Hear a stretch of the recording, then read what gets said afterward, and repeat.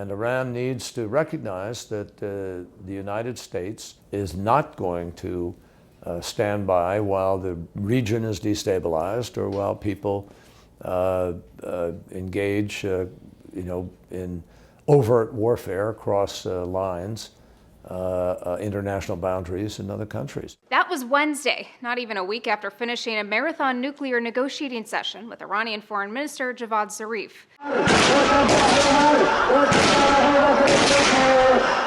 While Iran and U.S. diplomats may have reached an agreement in Lausanne, Switzerland, the two nations still have very different views on the Saudi-led coalition conducting airstrikes inside Yemen. The U.S. supports Saudi Arabia, which, along with its allies in the Gulf and North Africa, is attempting to reverse the significant gains made by Houthi rebels since earlier this year. The coalition and U.S. claim Iran, which is a Shiite nation, is supporting the Zaidi Shiite Houthis. It's seen as part of a larger proxy war for influence in the Gulf between Sunni Saudi Arabia and Shiite Iran. The U.S. isn't conducting any military operations against the Houthis, but it is helping the coalition by offering logistical support, such as refueling planes and providing intelligence. Iran, on the other hand, has publicly denounced both Saudi Arabia and the operation.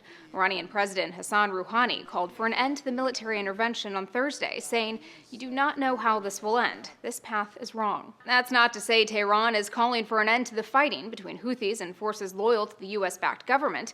That's something that arguably helps Iran more than not. Iran also denies arming or giving logistical support to the Houthis, though on Wednesday it sent 2 warships to Yemen's coast. Tehran claims they're there for an anti-piracy operation, but it's not hard to see the move as an attempt at military posturing. Iran isn't alone in pushing for an end to the fighting either.